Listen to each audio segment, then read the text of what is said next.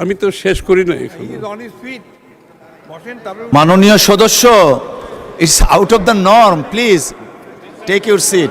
মাননীয় মন্ত্রী, আপনি অব্যাহত রাখুন। মাননীয় মন্ত্রী, আপনি অব্যাহত রাখুন। আমি আমি একটু ধৈর্য ধরার জন্য অনুরোধ করছি। আমরা তো এই সংসদে সবাই এসেছি জবাবদিহি হওয়ার জন্য, তাই না?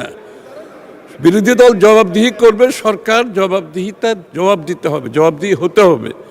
এই মন মানসিকতায় কিন্তু আমরা সংসদে এসেছি।